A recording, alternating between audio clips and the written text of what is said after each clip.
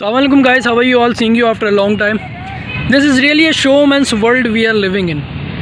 ये जुमला Charlie Chaplin का है और ये चार्ली चैपलिन ने उस वक्त कहा जब वो यूरोप में थे और यूरोप में उस वक्त एक कंपटीशन चल रहा था जो कि लुका लाइक चार्ली चैपलिन कंपटीशन था।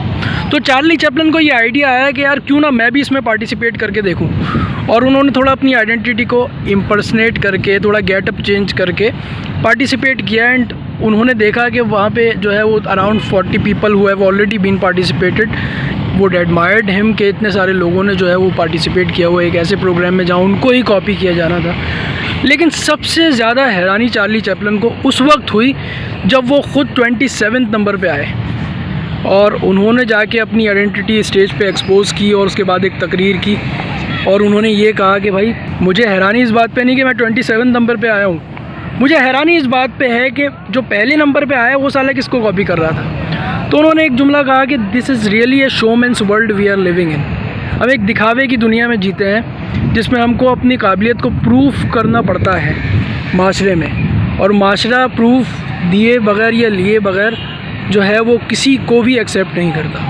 यही मसला हमारी सोसाइटी का भी है। जब हम अपने बच्चे को जो है वो देखते हैं कि वो क्लास में फ़ेल हो गया है और उसका दोस्त पास हो गया है, तो हम उसको इसी तरह तंज करते हैं और इसी तरह डिमोटिवेट करते हैं कि भाई तुम्हारा दोस्त तो जो है वो फर्स्ट आ गया या पास हो गया और तुम फेल हो गए, शर्म का मकाम है। तो यहीं से बच्चे को हम गलत रूट पे जो है वो डाल देते हैं, जो कि एक कंपटीशन की रेस होती है। और कंपटीशन का मतलब भी हमको नहीं पता, आगे जाके मैं आपको बताता हूँ कि कंपटीशन का असली मकसद क्या होता है। मगर इस वजह से उससे क्या होता है कि मतलब एक फ्रस्ट्रेशन, एक जेलेसी उसके अंदर जो है वो आ जाती है उसके मिजाज में, और वो जो है वो लोगों को हरा कर जीतने पर तरजीह देता है। कामयाबी उसके लिए सिर्फ यही रह जाती है और उस वजह से जो है वो जेलेसी, एक दूसरे की टांग खींचना, ठीक है, सियासतें करना, ये हमारे माशरे का हिस्सा बन चुकी है। और इसकी वजूहत जो है वो सिर्फ यही है। अब कंपटीशन क्या होता है? कंपटीशन ये चीज़ होती है कि भाई सबसे बड़ा कंपटीटर आपका आप खुद हो, आपकी खामियां हैं, उसको कॉन्कर करना महारत है, उसको कॉन्कर करना कामयाबी है। ये नहीं कि आपका दूसरा कंपटीटर है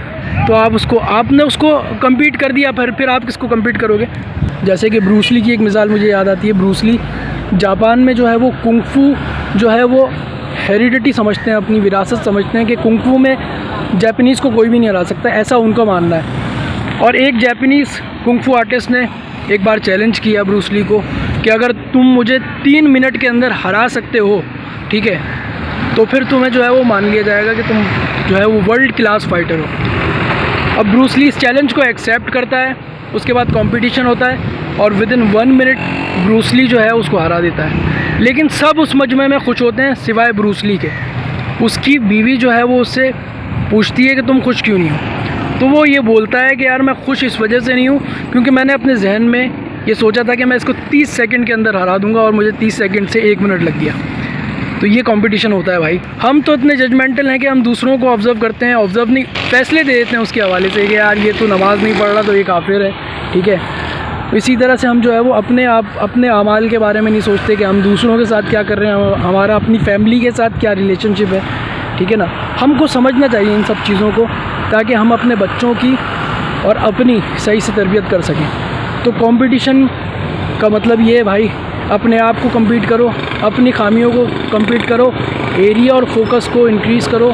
हमारा एरिया ऑफ इम्प्रूवमेंट बहुत ज़्यादा वास्ट होता है और हम दुनिया की रेस में बहुत पीछे हैं, थर्ड वर्ल्ड कंट्री है। शेख सादी का कॉल है कि अगर आप माशरे को बेहतर बनाना चाहते हो तो शुरुआत अपने आप से करो।